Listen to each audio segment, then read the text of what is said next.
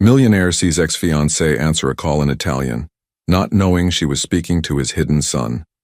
Before we dive into this incredible story of second chances and unexpected reunions, drop a comment below and tell us where you're watching from. This tale will touch your heart in ways you never imagined. Enjoy the story. The Manhattan skyline glittered like scattered diamonds as James Reynolds stepped out of his black sedan, 6 years of absence weighing heavy on his shoulders. At 38, the billionaire CEO of Reynolds Tech Solutions had conquered markets across Japan. But tonight, returning to the city that once held his heart felt like stepping into a ghost story. Le Bernardin's golden ambiance wrapped around him as he settled into his reserved corner table. The restaurant hadn't changed, still the epitome of New York elegance where power lunches turned into empire-building conversations. James loosened his Italian silk tie, allowing himself a rare moment of relaxation. Then he heard it. A voice speaking rapid melodic Italian drifted from across the dining room. His fork froze halfway to his mouth. That voice? God, that voice could still make his pulse quicken after all these years. Sì, capisco perfettamente. Domani alle 3. James's head turned slowly, and there she was, Sofia Ricci. His breath caught in his throat like a teenager seeing his first crush. She was more beautiful than his memories had preserved. Her dark, hair cascading in waves over shoulders wrapped in an elegant black dress that spoke of quiet sophistication, rather than the designer label she once wore. Time seemed suspended as their eyes met across the crowded restaurant. Sofia's phone conversation stopped mid-sentence. The color drained from her face as recognition dawned, replaced immediately by something James couldn't quite read. Surprise, anger, maybe fear. She ended her call abruptly, her fingers trembling, slightly as she set down the phone. James stood without thinking, his legs carrying him across the restaurant floor as if pulled by invisible strings. 6 years of carefully constructed walls crumbled with each step. Sofia. Her name escaped his lips like a prayer he'd forgotten how to say. James. Her voice was steady, controlled, but he caught the slight catch in her breath. I heard you. We're back in town. The air between them crackled with unspoken history, love letters never sent, apologies never given, a life together that had slipped away like sand through desperate fingers. You look, he began, then stopped. Beautiful seemed inadequate. Radiant felt presumptuous. Her phone buzzed with an incoming call. Italian words flashed across the screen and panic flickered in her eyes. I have to take this, she said, standing quickly. Too quickly. It was. Unexpected seeing you, James. She gathered her purse with practiced efficiency, leaving him standing, there with 1,000 questions and the lingering scent of her perfume. The same one she'd worn the night he'd walked away from everything they'd built together. As she disappeared into the Manhattan night, James felt the familiar ache of loss, sharper now than it had been in years. The morning sun cast long shadows across Central Park as James found himself walking the same paths he'd once shared with Sofia. He couldn't shake the image of her rushed departure, the panic in her eyes when her phone rang. Something was different about her, something he couldn't quite grasp. His answer came sooner than expected. There, by the playground near Bethesda, Fountain, stood Sofia in casual jeans and a cream sweater, looking more relaxed than she had the night before. But she wasn't alone. A young boy sat on the swing beside her, his dark hair catching the sunlight as he laughed at something she'd said. James's breath stopped cold. The child couldn't be more than 5 or 6, with features that sent a chill down James's spine. The same strong jawline, the same intelligent eyes, the same way of tilting his head when concentrating. Mamma, posso andare sullo scivolo? The boy asked in perfect Italian. Of course, sweetheart.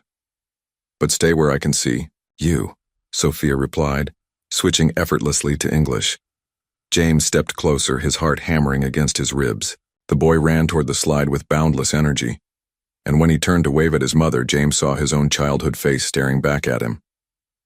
Sofia. His voice came out as barely a whisper. She spun around, her face going white as she saw him standing there. For a moment, neither spoke. The sounds of the playground, children laughing, parents chatting, faded into background noise. "We need to talk," James said, his voice steady despite the earthquake happening inside his chest. An hour later, they sat across from each other in a small cafe on the Upper West Side. The boy, Marco, she'd said his name was Marco, happily, coloring at a nearby table with crayons the waitress had provided. "He's mine, isn't he?" James asked, though he already knew the answer. Sophia's hands trembled around her coffee cup. "James, how old is he?" 6. He turned 6 last month. The math hit him like a physical blow. 6 years ago, right around the time he'd left for Japan, chasing his empire and abandoning everything else. "I tried to reach you," Sophia said, her voice barely audible. "When I found out I was pregnant, I called your office, your apartment, even your mother. But you'd changed everything. Your assistant said you were unreachable, that all communications should go through corporate lawyers." James closed his eyes, remembering his deliberate isolation. He'd wanted a clean break, no ties to pull him back from his ambitious plans. "I tried for months, James. I even showed up at your old building, but the doorman said you'd moved and left no forwarding address." "Mama?" Marco appeared beside their table, holding up his artwork, a colorful drawing of 3 stick figures, holding hands under a rainbow. "It's beautiful, Tesoro," Sophia said, kissing the top of his head. Marco looked at James with curious eyes. "Are you my mama's friend?" James looked into those familiar eyes, his own eyes, and felt his world shift completely. "Yes," he whispered. "I'm hoping to be." The modest Brooklyn apartment was a stark contrast to James's Manhattan penthouse. But as he stood outside Sophia's door with carefully chosen gifts, a complex Lego architecture set, and a bilingual picture book, his hands shook more than they ever had during billion-dollar negotiations. "He doesn't know," Sophia said quietly as she opened the door. "I told him you're an old friend who wants to meet him." The apartment was small but warm, filled with Marco's artwork on the refrigerator and Italian phrases written on colorful sticky notes throughout the living room. Sophia's way of keeping their heritage alive. "Ciao," Marco said shyly from behind, his mother's legs peeking out at this tall stranger who seemed to make his mama nervous. "Hello, Marco," James said, kneeling to the boy's level. "I brought you something." Marco's eyes widened at the Lego set, the Sydney Opera House challenging even for adults. "This is really hard," he said, examining the box. "I thought you might like a challenge," James replied. "Your mama tells me you're very smart." For the next 2 hours, James watched in amazement as Marco methodically sorted pieces by color and size, reading the instructions with the focus of an engineer. The boy chattered easily once his initial shyness wore off, switching between English and Italian mid-sentence without realizing it. "Mama, can you help with this part?" Marco asked, holding up a complex section. James watched Sophia kneel beside their son, her hands gentle as she guided him.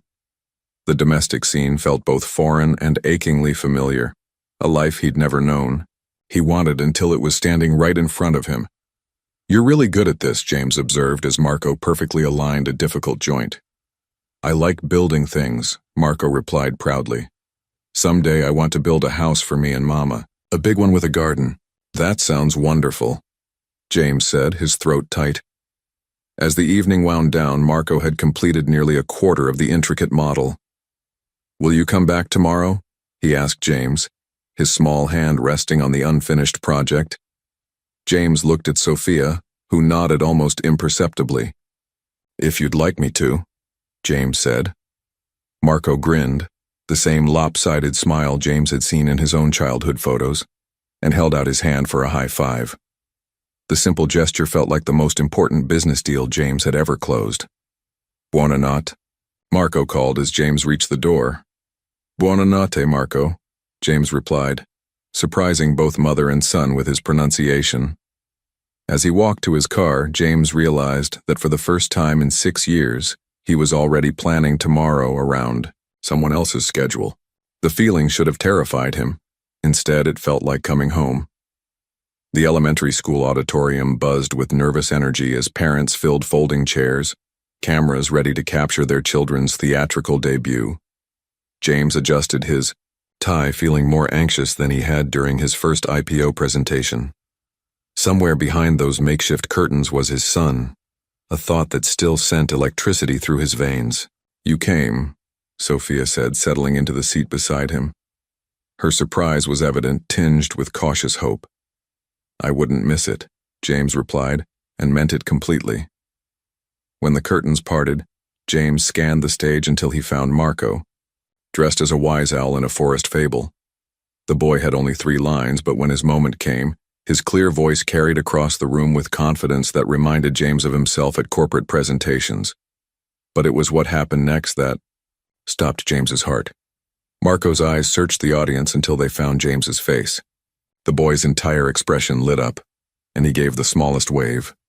Just for him, James felt tears he hadn't shed in decades prick at his eyes. After the performance, they walked to Serendipity for ice cream, Marco still wearing his owl costume, wings with pride. "I saw you in the audience," Marco announced, attacking his chocolate sundae. "That made me not scared anymore." "You were perfect up there," James said. "A natural performer. Mama says acting helps with my English," Marco explained. "Sometimes I think in Italian first, then translate in my head." "That's incredible," James said genuinely. "Speaking 2 languages fluently is a gift. I've been trying to learn Japanese for business, but it's much harder as an adult." Marco's interest sparked. "Japanese has 3 different writing systems. I learned that in my culture class. Do you know any?" James pulled out his phone, showing Marco some basic characters. The boy studied them with the same intense focus he'd shown with the Lego set. "Numbers are universal, though," James continued. "Math is like a language everyone can speak." "I love math," Marco exclaimed. "Want to see a trick?" For the next 10 minutes, Marco demonstrated mental calculations that would challenge most teenagers, his joy infectious as he shared rapid-fire multiplication and division problems. "Where did you learn to do that?"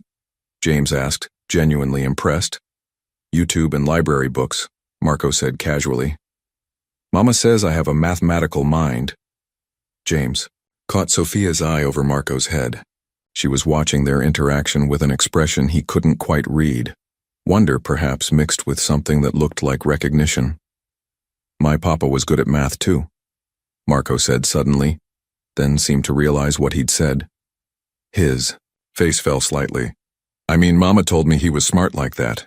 The innocent words hit James like a physical blow. Here was his son, longing for a father who had been absent, while James had been building an empire he suddenly couldn't remember caring about.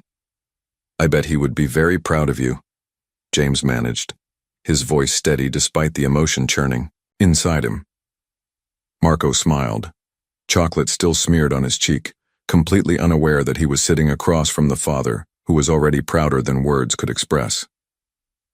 The mahogany conference table at Reynolds Tech gleamed under harsh fluorescent lights as James faced 12 of Japan's most influential investors. 6 years of careful relationship building had led to this moment, a partnership worth $800 million that would cement his company's dominance in the Asian market. "Reynolds-san," Mr. Takeshi spoke in measured English. "Our projections show unprecedented growth potential with this merger." James nodded, but his mind kept drifting to Marco's proud smile at the ice cream parlor, the way his son's eyes had lit up discussing mathematical concepts that most adults couldn't grasp. His phone buzzed silently on the table. A text from Sophia. "Marco's competing in the state math championship next Saturday. He keeps asking if you'll be there." The Japanese investors continued their presentation, charts and graphs filling the wall-mounted screens. Numbers that once would have captivated James now seemed hollow compared to his son's excited chatter about mental multiplication. "The timeline requires final signatures by Friday," Mr. Takeshi continued, "with immediate implementation beginning Saturday."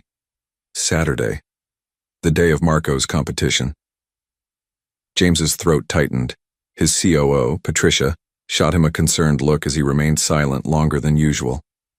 "Gentlemen," James said finally, stunning, "everyone at the table, I need to request a postponement until Monday." The room fell silent.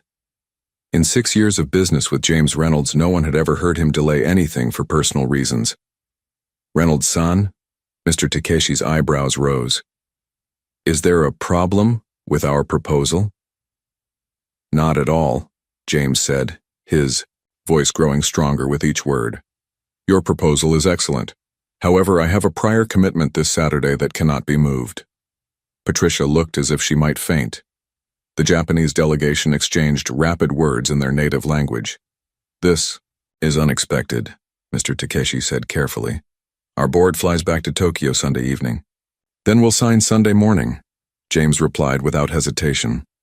I apologize for any inconvenience, but Saturday is not negotiable. After the investors filed out, their displeasure evident despite their polite bows, Patricia cornered James in his office. What the hell just happened in there? She demanded. You've been planning this deal for 3 years. James looked out his floor-to-ceiling windows at the Manhattan skyline, the same view that had once represented everything he'd worked for. I have a son, Patricia. She blinked, clearly thinking she'd misheard. I'm sorry. What? A 6-year-old boy named Marco. He's competing in a math championship on Saturday, and I promised I'd be there. Patricia sank into the leather chair across from his desk. James, in the 15 years I've worked for you, you've never mentioned. I just found out about him, James said quietly. 3 days ago. He spent the next hour explaining everything. Sophia, the missed connection, the years of absence he could never reclaim. Patricia listened with growing amazement. My God, James, she said finally. No wonder you've seemed different lately. That evening, James called Marco personally. I'll be there Saturday, he promised, hearing the boy's delighted squeal through the phone. As he hung up, James realized he'd just chosen his son over $800 million. It felt like the smartest business decision he'd ever made.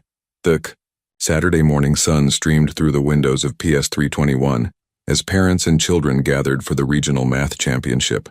Marco sat at a small desk, pencil in hand, wearing his lucky blue shirt and the confidence of a boy whose father had promised to be there. James's phone had been ringing since 5 a.m. The Tokyo deal is falling apart.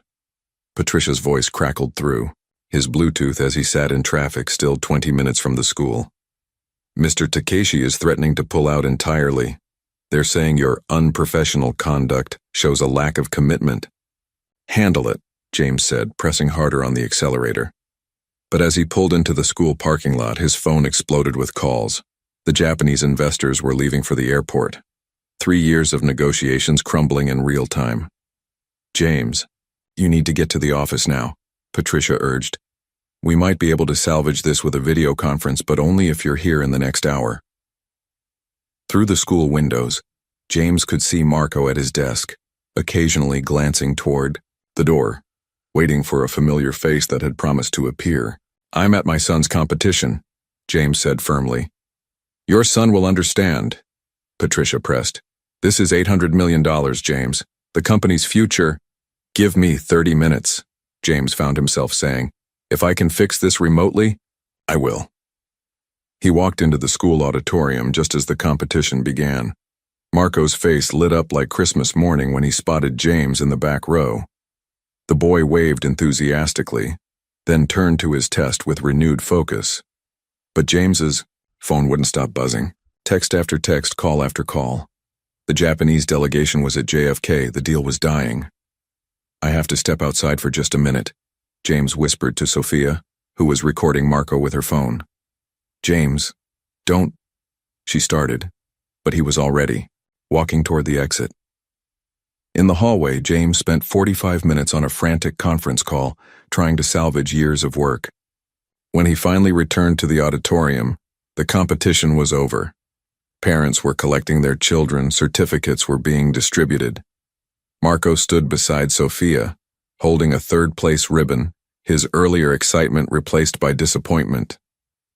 Where were you? The boy asked simply. I kept looking for you, but you were gone. I'm sorry, buddy. I had an emergency. You promised, Marco said, his voice small but cutting straight through James's heart. Sophia's expression was worse. then anger. It was resignation. "This is exactly why I didn't tell you about him sooner," she said quietly as Marco gathered his things. "I knew you'd do this." "Sophia, please let me explain." "No need," she said, taking Marco's hand. "I've heard all your explanations before. Some things never change." As they walked away, James heard Marco ask, "Will he come to my school concert next week?" "I don't think so, tesoro," Sophia replied gently. James stood alone in the emptying auditorium, his phone still buzzing with updates about the collapsed deal. He'd lost $800 million and gained nothing. Worse, he'd lost his son's trust in a single morning. The Reynolds Tech boardroom had never seen anything like it. James stood at the head of the polished table, facing 12 bewildered board members, his usual composed demeanor replaced by something they'd never witnessed, raw determination fueled by regret. "Ladies and gentlemen," James began, his voice steady but carrying an undercurrent of emotion, "I'm announcing a complete restructuring of our corporate philosophy." Board member Harold Whitman adjusted his glasses skeptically. "James, if this is about the failed Tokyo deal." "This isn't about Tokyo," James interrupted. "This is about building a company that values human connections as much as profit margins." He clicked a remote, and the wall screen filled with architectural renderings that had been rushed to completion over the weekend. "I'm proposing the Reynolds Family Innovation Campus," he continued. "A revolutionary workplace that includes on-site childcare, family housing units, flexible scheduling that prioritizes personal commitments, and unlimited family leave policies." The silence in the room was deafening. "Have you lost your mind?" Margaret Chen, the CFO, finally asked. "The overhead costs alone would be offset by reduced turnover, increased productivity, and employee loyalty," James finished. "I've run the numbers. Happy employees with stable family lives are 60% more productive than stressed, overworked ones." "What brought this on?" Harold demanded. 3 weeks ago, you were ready to sacrifice anything for the Tokyo expansion." James took a breath that seemed to come from his soul. "I discovered I have a 6-year-old son. Last Saturday, I chose a business call over his math competition. I watched the disappointment in his eyes and realized I've built an empire on a foundation of broken promises." The board exchanged glances that ranged from concern to outright alarm. "James," Margaret said carefully, "we understand you're going through a personal situation, but this isn't a personal crisis," James said firmly. "This is a business evolution. We're going to become the first major tech company to prove that family values and corporate success aren't mutually exclusive." He advanced to the next slide, a timeline for implementation. Phase 1 begins immediately. All employees receive 20 additional family days per year. Phase 2. We break ground on the new campus within 6 months. Phase 3. We become the model that every forward-thinking company in America copies. "The shareholders will revolt," Harold warned. "The shareholders will thank us when they see our retention rates and productivity scores," James countered.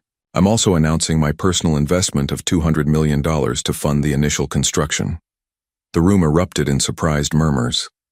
"Furthermore," James continued, "I'm relocating my primary residence to Brooklyn to be closer to my son. The penthouse will be converted into executive guest housing for out-of-town employees' families." As the meeting ended in chaos, some board members excited, others horrified, James felt something he hadn't experienced in years, the certainty that he was finally making decisions he could be proud of. That evening, he called Sophia. "I know, I have no right to ask," he said, "but I need you to know that everything is changing. I'm changing." Her voice was cautious but not cold. "Marco asked about you today." "What did he say?" "He wanted to know if you were still his friend." James closed his eyes. "What did you tell him?" "That I hope so." It wasn't forgiveness, but it wasn't goodbye either. It was a beginning. The quarterly board presentation was in full swing, with James outlining the revolutionary family-first policies to a room full of skeptical investors when his phone vibrated. Against the mahogany table, he'd made a rule: No interruptions during board meetings, but Sophia's name on the screen made his blood freeze. "Excuse me for one moment," he said, stepping away from the presentation mid-sentence. "James?" Sophia's voice was shaking, barely controlled panic threading through each word. "Marco can't breathe. We're in an ambulance heading to Brooklyn Methodist. His asthma. It's never been this bad." The PowerPoint slides, the concerned murmurs of board members, the $250 million budget projections, everything faded to white noise. "I'm on my way," James said, already grabbing his jacket. "James, where are you going?" Harold called out as James headed for the door. "We're in the middle of—" "My son is in the hospital," James said without turning around. "Patricia will handle the rest." The elevator couldn't move fast enough. 20 floors felt like 20 miles as James's mind raced with terrifying possibilities. Marco's sweet voice asking about math problems, his proud smile after the school play, his disappointed face at the competition, all of it could be gone. Brooklyn Methodist's emergency room was a blur of fluorescent lights and antiseptic smells. James spotted Sophia immediately, pacing near the reception desk, her face streaked with tears. "How is he?" James asked, reaching for her hands without thinking. "They won't tell me anything yet," she said, her voice breaking. He couldn't catch his breath. "I've never seen him so scared, James. He kept saying he couldn't breathe and I—" "Hey," James said softly, pulling her into his arms as she finally broke down. "He's strong. He's going to be okay." They sat together in uncomfortable plastic chairs for what felt like hours. James's phone buzzed constantly. Patricia texting updates about the furious board members, missed investor calls, angry emails about his abrupt departure. But he didn't even glance at the screen. Mr. and Mrs. Ricci? A doctor in green scrubs approached them. We're not married," Sophia said quickly. "This is Marco's father." The doctor nodded professionally. "Marco is stable now. It was a severe asthma attack triggered by environmental factors, possibly stress combined with seasonal allergens. We've got him on breathing treatments, and he's responding well." "Can we see him?" James asked. "Of course. He's been asking for both of you." Marco looked impossibly small in the hospital bed, an oxygen mask covering half his face. But his eyes brightened when he saw them enter. "Papa," he said weakly, the Italian word slipping out naturally. "You came." James felt his heart stop and restart.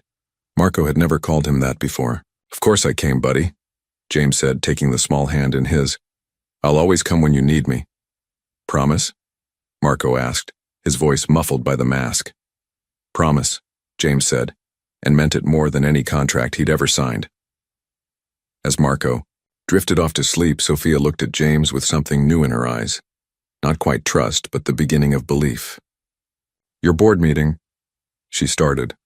"There will be other board meetings," James said simply. "There's only one Marco." Outside in the hallway, his phone showed 17 missed calls and 43 unread messages. For the first time in his career, James Reynolds didn't care. Marco's recovery was swift, but the 3 days in the hospital had shifted something fundamental between James and his newfound family. As they prepared to take Marco home, Sophia's phone rang with a familiar Italian melody. "Mama?" Sophia answered, her face immediately tensing. She spoke rapidly in Italian, her voice rising with each exchange. Finally, she hung up and turned to James with an expression of barely concealed dread. "My parents are flying in from Rome," she said. "They'll be here tomorrow." James felt his stomach drop. "Do they know about me?" "They know Marco's father has reappeared," Sophia said carefully. "They're not exactly thrilled." The next afternoon, James stood in Sophia's small apartment, his hands sweating more than they had during his first $1 million pitch. The knock on the door came precisely at 2 o'clock, Italian punctuality at its finest. "Nonna, nonno," Marco squealed, launching himself into the arms of 2 elegantly dressed older adults who looked like they'd stepped from a European fashion magazine. Giovanni Ricci was a distinguished man in his 60s with silver hair and eyes that could cut glass. His wife, Isabella, was petite but formidable, her disapproval radiating from every perfectly postured inch. "Così questo è l'uomo che ha spezzato il cuore di nostra figlia," Giovanni said coldly in Italian, looking directly at James. Papa, Sofia warned. What did he say? Marco asked innocently. He said he's happy to meet your father. Sofia lied, smoothly. Isabella's sharp eyes missed nothing as she surveyed James from head to toe. So she said in accented but perfect English, you are the businessman who was too important to know about his own son. Nonna, Marco interrupted, tugging on his grandmother's elegant coat. Guess what? Papa came to the hospital when I was sick. He stayed all night. The word papa hit the room like a thunderbolt. Giovanni and Isabella exchanged a rapid conversation in Italian, their voices rising. Marco calls you papa? Isabella asked, her tone dangerous. It just happened, James said quietly. At the hospital. Bene, Giovanni said sarcastically. 1 week and now you are papa. Where were you when Sofia worked 2 jobs to pay for daycare? When she cried herself to sleep wondering how to afford Marco's school supplies? No, Marco said, sensing the tension. Papa is building a special place for kids at his work. He told me about it, and he's teaching me about business. Marco, Tesoro, why don't you show your grandparents your Lego project? Sofia suggested, desperate to defuse the situation. As Marco led his grandparents to his room, chattering in rapid Italian about his architectural creations, Isabella turned back to James. That boy, she said, her voice softening slightly, is the light of our lives. When Sofia came home pregnant and heartbroken, we thought our hearts would break too. We watched her struggle, watched her sacrifice everything for that child. I didn't know, James began. Adesso lo sai, Giovanni interrupted. Now you know. The question is, what will you do with this knowledge? From Marco's room came the sound of delighted laughter as he demonstrated his bilingual skills, seamlessly switching between languages while explaining his elaborate building projects. I'm going to be the father he deserves, James said, his voice steady despite the weight of 4 pairs of Italian eyes judging his every word. We will see, Isabella said simply. Children are not business deals, Mr. Reynolds. They cannot be acquired and managed. They must be loved. As the afternoon wore on, James watched Marco effortlessly bridge the language gap, translating his grandparents' stories and jokes, his face glowing with the joy of having his entire family in one room. For the first time, James understood that gaining his son meant joining something much bigger than he'd ever imagined. The architectural firm's conference room buzzed with excitement as James unveiled plans that would revolutionize corporate America. Spread across the mahogany table were blueprints for a campus that looked more like a small city than a traditional office complex. The Reynolds Family Innovation Campus, James announced to Sofia, who sat studying the detailed drawings with amazement. 60 acres in Westchester, designed around the principle that great employees need great lives. Marco knelt on his chair, tracing his finger along the illustrated pathways. Is that a playground? He asked, pointing to a colorful section near the main building. Not just a playground, James smiled. A complete childcare center with certified teachers, plus an elementary school for employees' children. Look here. He pointed to another section. Family housing units, so employees never have to choose between career advancement and staying close to home. Sofia's expression shifted from skeptical to intrigued as she examined the plans more closely. This section here, what's this? Cultural centers, James explained. Language immersion programs, international employee support services. I was hoping, he paused, suddenly uncertain. I was hoping you might consider consulting on the Italian language program. You want me to work for you? Sofia's eyebrows rose. With me, James corrected. This campus is about creating space for whole families to thrive. Who better to design those programs than someone who successfully raised a bilingual child? While building her own career? Marco looked up from the blueprints, his eyes bright with curiosity. Can I help build it? Actually, James said, pulling out a smaller set of drawings, I was hoping you'd help me with something else. I'm trying to learn Italian, but I need a good teacher. I can teach you, Marco exclaimed. I taught Tommy at school how to count to 10 in Italian. That evening, in Sophia's living room, Marco became Professor Marco, armed with homemade flashcards and the patience of a saint. He sat cross-legged on the floor while James, the billionaire CEO, struggled with basic pronunciation. No, no, Papa, Marco giggled. It's come stay, not come stay. You have to make the words sing, like Mama. Does come stay? James repeated, his accent terrible but his effort genuine. Better, Marco clapped. Now say ti voglio bene. That means, I love you for family. James's throat tightened as he repeated the phrase, watching his son's face light up with pride at his father's progress. Anch'io ti voglio bene, Papa, Marco said softly, then translated. I love you too, Dad. Sophia, who had been watching from the kitchen doorway, felt tears prick her eyes. This wasn't the same man who had walked away 6 years ago. This was someone new, someone willing to be taught by a 6-year-old, someone who measured success by his son's smile, rather than stock prices. The campus is beautiful, James, she said later after Marco had gone to bed. But implementing something this ambitious, the logistics alone would be staggering. I know, James admitted. It might fail spectacularly. But what if it doesn't? What if we create something that proves families and careers don't have to be enemies? And if the board fires you for this radical experiment? James looked at the crude Italian flashcards Marco had made for him, stick figures labeled with Italian words in a 6-year-old's careful handwriting. Then I'll have learned the most important lesson of my life from the best teacher I've ever had, he said. Some things are worth the risk. Outside, snow began to fall on Brooklyn, and inside, a family that had been broken was slowly learning how to build something new together. The conference call from Tokyo came at 6 a.m. on a Tuesday, jerking James from his first peaceful sleep in weeks. Mr. Takeshi's voice carried across the ocean with the finality of a judge's gavel. Reynolds-san, after careful consideration, Yamamoto Industries is withdrawing from all partnership discussions. Your recent emotional decision-making suggests a lack of the focus required for international business. James sat on the edge of his bed, watching the sunrise paint Brooklyn in golden hues through his new apartment window. A modest 2-bedroom he'd chosen for its proximity to Marco's school rather than prestige. I understand your concerns, Mr. Takeshi, James replied calmly.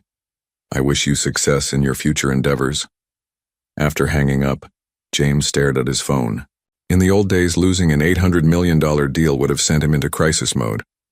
Today, all he could think about was Marco's Italian lesson scheduled for after school. The ripple effects came swiftly. By noon, financial blogs were running headlines. Reynolds Tech in free fall. CEO's midlife crisis costs shareholders millions. By afternoon, 3 board members had requested an emergency meeting. James, we need to talk. Harold Whitman's voice was grave as he entered the executive office with Margaret Chen and 2 other senior board members. The whispers are getting louder. Some investors are questioning your leadership. Based on what? James asked, genuinely curious rather than defensive. Based on you walking out of crucial meetings, spending company funds on utopian campus fantasies and choosing personal matters over billion-dollar deals, Margaret said bluntly. I see. James leaned back in his chair. And what do our employee satisfaction surveys say? Margaret looked confused. I'm sorry? Employee satisfaction, retention rates, productivity metrics. What do those numbers tell us? Well, they're actually at an all-time high since you announced the family-friendly policies, Harold admitted reluctantly. But James, that doesn't offset. 3 companies have already reached out asking to model our new workplace initiatives, James continued. Harvard Business School wants to do a case study, but you're right, I've lost focus. The board members exchanged worried glances. I've lost focus on what doesn't matter, James clarified. Harold, when was the last time you had dinner with your family on a weeknight? That's not relevant. Margaret, when did you last attend your daughter's soccer game? James, where is this going? It's going toward the realization that we've built a company culture that demands people sacrifice their humanity for profit margins. And I'm done with that. His phone buzzed with a text from Marco. Ciao, Papa. Ready for today's lesson? I have new words for you. James smiled, the warmth in his chest spreading as he typed back. Ciao, Marco. Can't wait. See you at 4. Gentlemen, lady, James said, standing up. I have an Italian lesson with my son in 20 minutes. This meeting is over. James, Harold called as he headed for the door. The board is considering a vote of no confidence. James paused at the threshold. Then I guess you'll have to decide what kind of company you want Reynolds Tech to be. The kind that builds empires, or the kind that builds lives. As he walked toward the elevator, his phone rang with another concerned investor. For the first time in his career, James Reynolds let it go to voicemail. He had more important things to do. The notification arrived on James's phone at exactly 9:47 a.m. Board meeting, vote of confidence, Thursday, 7 p.m., executive conference. Room, attendance mandatory. Below it, another message from Sophia. Marco's first piano recital, Thursday, 7 p.m., school auditorium. He's so excited you'll be there. James stared at the two texts, his coffee growing cold as the weight of the moment settled over him. 6 months ago, there wouldn't have been a choice. The board meeting would have taken precedence over everything. Patricia, he called his COO into his office. I need you to handle Thursday's board meeting. She nearly dropped her tablet. James, it's a vote of no confidence. Your entire career hangs in the balance. You can't delegate your own survival. Marco is performing a bilingual piece he composed himself, James said simply. Italian verses, English chorus. He's been practicing for weeks. James, please think about this rationally. I am thinking rationally, he interrupted. For the first time in my adult life, I'm making a decision based on what actually matters. Thursday evening arrived with unseasonable warmth for October. As James adjusted his tie in the school parking lot, his phone erupted with calls from board members. Where the hell are you? Harold's voice cracked through the speaker. The meeting starts in 10 minutes. I'm exactly where I need to be, James replied, walking through the elementary school's front doors. The small auditorium was packed with proud parents, holding cameras and flowers. James found Sophia saving him a seat in the third row, her expression unreadable. You came, she said softly. I promised. When Marco appeared on stage in his crisp white shirt and clip-on tie, James felt his breath catch. The boy looked so small behind the upright piano. But when his fingers touched the keys, magic filled the room. The melody began softly, Marco's clear voice singing in Italian about family and love and finding your way home. Then the chorus shifted to English. Home is where the heart learns to be brave, where promises are kept and love is saved. James felt tears streaming down his face as he realized his 6-year-old son had written a song about him, about them, about second chances and the courage it takes to choose love over fear. When Marco finished, the applause was thunderous, but the boy's eyes searched only for one face. When he spotted James, Marco's smile could have powered the entire building. After the recital, as other families filtered out, Marco ran straight into James's arms. Did you like it, Papa? I wrote it myself. It was the most beautiful song I've ever heard, James said, holding his son tight. The words just came to me, Marco said proudly. Like when you told me about finding what matters most. James's phone buzzed with a text from Patricia. Board voted 7-5 to retain you as CEO. Harold said your unwavering principles impressed them more than your presence. Would have. Congratulations, boss. But James barely glanced at the message. He was too busy listening to Marco explain every note of his composition, too busy memorizing the proud joy on his son's face, too busy falling deeper in love with the life he'd almost missed. Some victories, he realized, were worth more than any corporate triumph. Some promises were worth more than any profit. The morning sun filtered through the floor-to-ceiling windows of James's penthouse as he stood surrounded by real estate appraisers, auction house representatives, and financial advisors. The Manhattan skyline stretched endlessly before him, a view that had once symbolized everything he'd achieved. Mr. Reynolds, the lead appraiser said, consulting his tablet, your penthouse is valued at $32 million. The car collection adds another $8 million, and the private jet brings us to $65 million total liquid assets. James nodded, his decision already made. Sell it all. His financial advisor, Robert Chen, looked physically ill. James, you're talking about liquidating nearly your entire personal portfolio. The campus construction is already straining company resources. If this investment fails, then I'll have lost money on the most important project of my life, James said simply. I can live with that. The irony wasn't lost on him. 6 months ago, he'd built his identity around accumulating possessions that impressed others. Now he was systematically dismantling that facade to build something that mattered to the people he loved. His phone buzzed with a text from Marco. Papa, can we go look at the new house again after school? I want to measure my room for my desk, James smiled, remembering the modest 3-bedroom colonial in Park Slope he'd fallen in love with. Not for its marble countertops or prestige address, but because it was a 7-minute walk from Marco's school and had a backyard perfect for a swing set. Robert, James said, proceed with all sales. I want the funds transferred to the campus construction account by Friday. The financial news hit the media like a tsunami. Tech billionaire's spectacular fall. Reynolds liquidates fortune for fantasy campus, screamed the Wall Street Journal. CNBC ran a segment titled, When CEOs Lose Their Minds.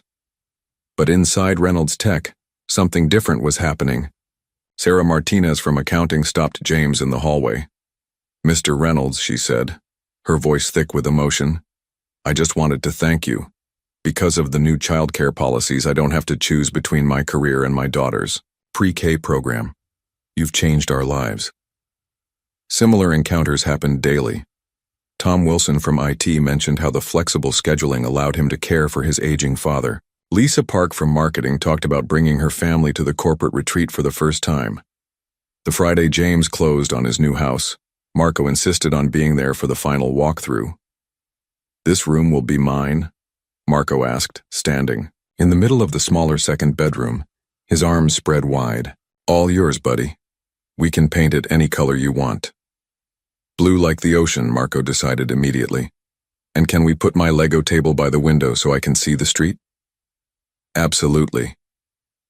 As they explored every corner of their new home, James felt something he'd never experienced in his luxury penthouse: peace. This wasn't just a house, it was the foundation for the life he wanted to build with his son. Papa, Marco said, tugging on James's sleeve, will Mama come have dinner here sometimes? I hope so, James said honestly. Would you like that? Yes. Then we could all be together like a real family. That evening, as James stood in his soon-to-be empty penthouse packing the last of his personal items, he found a photo he'd forgotten about, himself at Marco's age, standing proudly next to a science fair project, his own father's hand on his shoulder. His father had missed most of James's childhood, consumed by work and ambition, but James could see the love in that captured moment, the pride in his father's eyes, the connection they'd shared before career demands pulled them apart. James carefully placed the photo in his moving box. Some cycles were meant to be broken. Some legacies were meant to be rewritten. Outside his window, Manhattan glittered with infinite possibilities. But for the first time in his adult life, James Reynolds was looking forward instead of up. The bulldozers broke ground on a crisp November morning, their engines roaring to life as the Reynolds Family Innovation Campus began its transformation from architect's dream to concrete reality. James stood at the construction site's edge, hard, hat slightly askew, watching 60 acres of Westchester County become the stage for the most ambitious experiment of his career. Papa, look, Marco called out, pointing excitedly at the massive earth-moving equipment. That one's bigger than our whole apartment. James grinned, remembering his own childhood fascination with construction sites. Want to see the blueprints again? They spread the architectural plans across the hood of James's new, decidedly modest Honda CR-V, a far cry from his former collection of exotic sports cars. Marco traced his finger along the illustrated pathways, his mathematical mind already calculating distances and angles. The playground connects to the childcare center, Marco observed, and the childcare center connects to the elementary school. It's like one big circle. That's the idea, James said. Families shouldn't have to choose between work and being together. The first major crisis hit in December. The construction foreman, Pete Kowalski, approached James with the grim expression of a man bearing bad news. "Mr. Reynolds, we've got a problem. The soil composition is different than the geological survey indicated. We're looking at an additional $2 million in foundation work." James felt his stomach tighten. The campus was already consuming resources faster than projected, and the liquidation of his personal assets wouldn't cover cost overruns of this magnitude.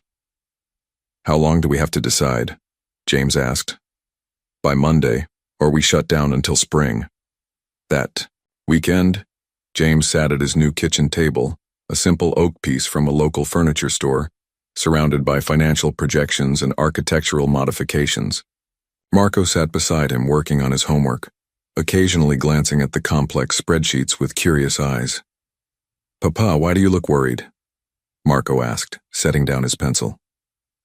"Sometimes grown-up projects cost more money than we expected," James explained simply.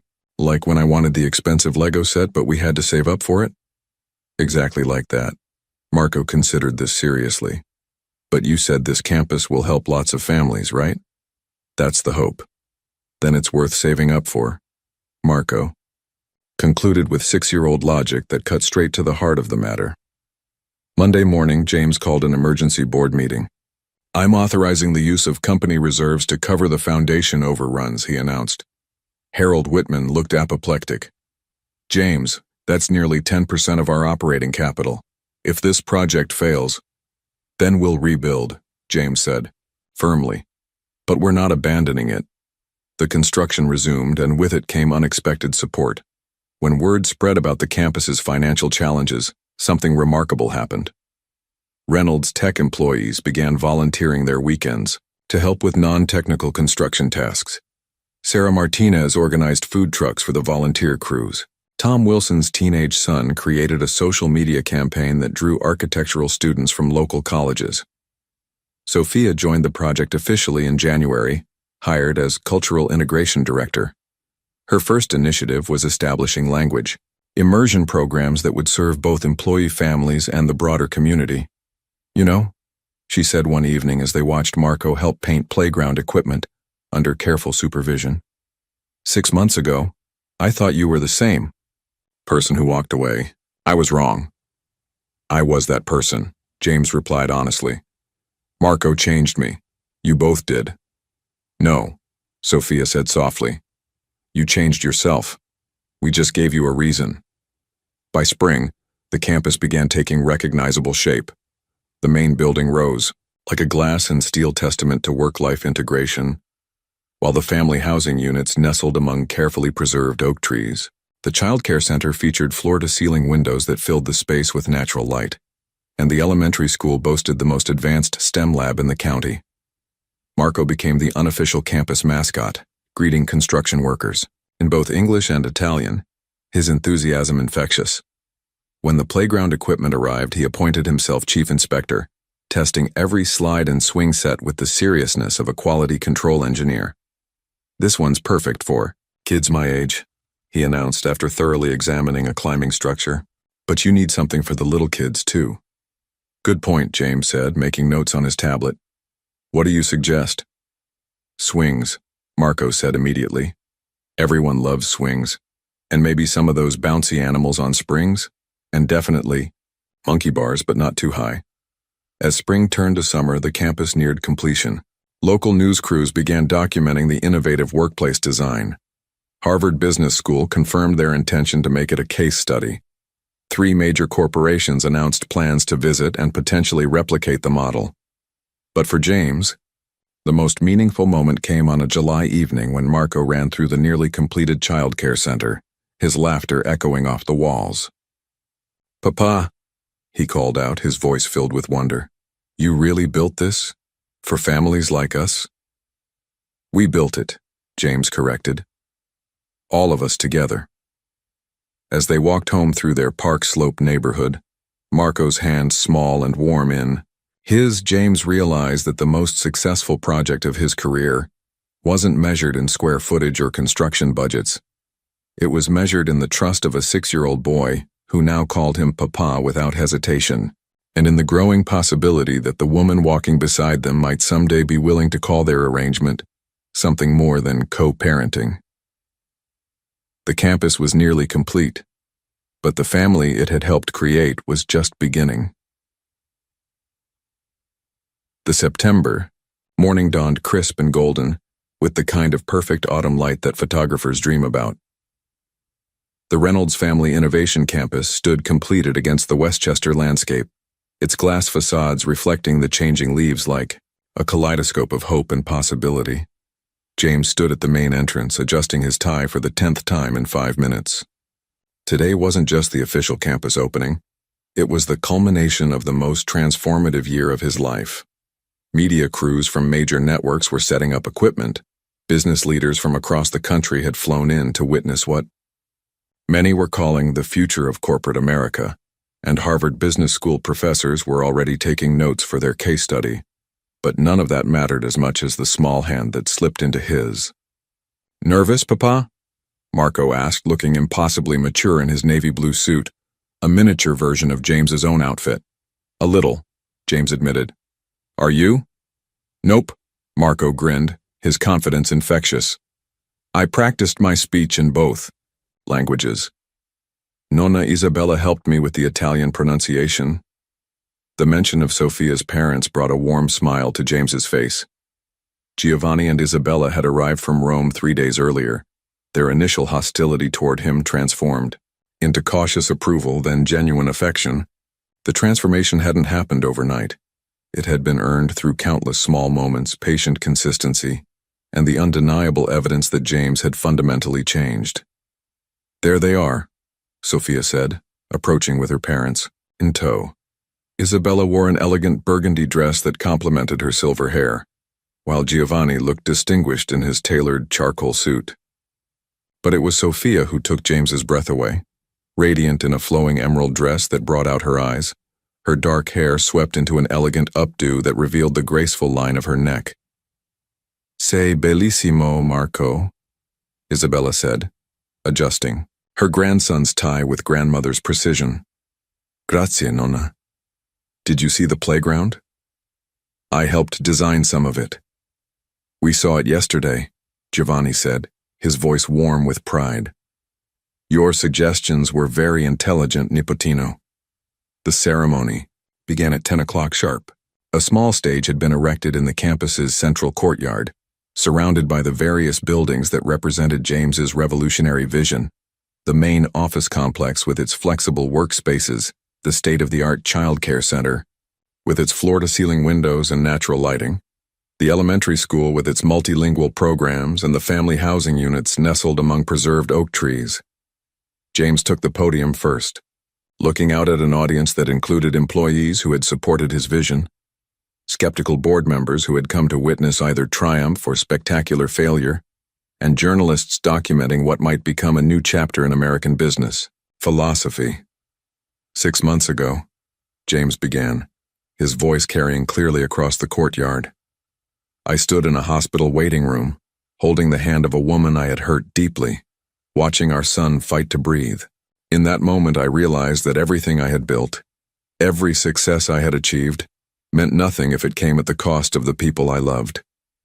He paused, finding Sophia's eyes in the crowd. She smiled encouragingly, the same smile that had first captured his heart years ago. This campus represents more than innovative architecture or progressive workplace policies. It represents a fundamental belief that human beings don't have to choose between professional success and personal fulfillment.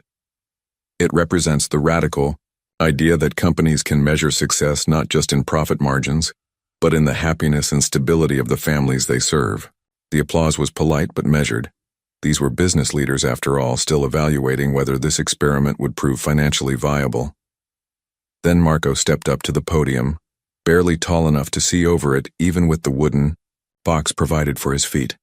The crowd quieted, curious to hear from the youngest speaker of the day. "Ciao a tutti," Marco began confidently, his clear voice carrying across the courtyard. That means, "Hello everyone," in Italian. My nonna and nonno taught me that language is how we share our hearts with other people. Several audience members smiled at his natural charm. "Before I met my papa," Marco continued, switching seamlessly to English, "Mama and I were a family of 2. We were happy, but sometimes Mama was tired because she had to do everything by herself. Then Papa came back and he was different than Mama expected. James felt his throat tighten with emotion. At first I wasn't sure if he would stay, Marco said with the brutal honesty of childhood. Grown-ups sometimes make promises they don't keep. But my Papa kept showing up. He came to my school play and my math competition, and when I was sick in the hospital, he learned Italian so we could talk in my other language. He listened when I had ideas about this place. Marco gestured proudly at the campus around them. This campus isn't just about work, the 6-year-old continued, his confidence growing with each word. It's about families being together. It's about kids having safe places to play while their parents work. It's about speaking different languages and celebrating different cultures and making sure nobody has to choose between taking care of their family and doing their job. The audience was completely captivated now, hanging on every word from this articulate child who embodied everything the campus represented. My Papa says that love is something you do, not just something you feel, Marco concluded. This campus is love that you can walk around in. It's love made of bricks and glass and playgrounds and dreams. He paused, then added with a grin, "Oh, and now I'll cut the ribbon because I'm really good with scissors." The laughter that erupted was genuine and warm, the kind that comes from hearts opened by unexpected wisdom. As Marco carefully cut the ceremonial ribbon with oversized scissors, cameras flashed and the crowd applauded with enthusiasm that had been notably absent during the more formal speeches. After the ceremony, as guests toured the facilities and journalists conducted interviews, James found a quiet moment with his family in the childcare center's reading nook. Marco was curled up with a bilingual picture book, reading aloud to his grandparents in alternating languages, while Sophia sat nearby, her hand resting casually on James's arm.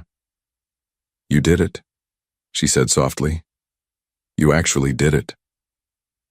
"We did it," James corrected, the same response he'd given Marco months earlier. "All of us."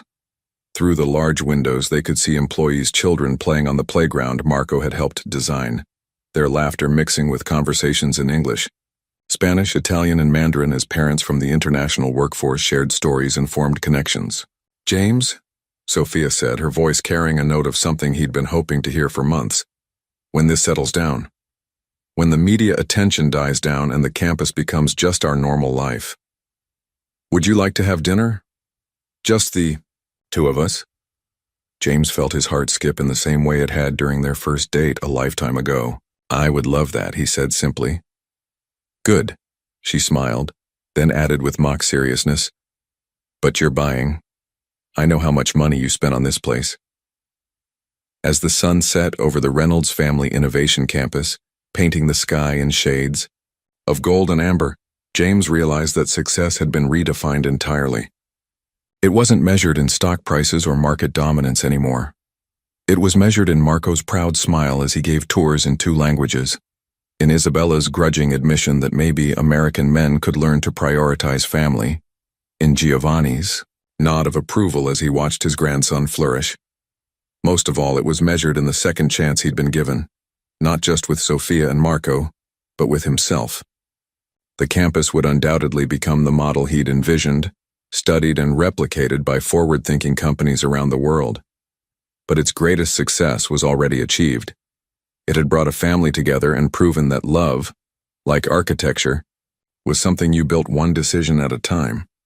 As they walked home through their Park Slope neighborhood, Marco between them, chattering excitedly about the day and his mixture of English and Italian, James Reynolds finally understood what his father had missed, what he himself had almost missed. The empire that mattered most wasn't built in boardrooms or measured in profit margins. It was built in moments like these, one promise kept at a time.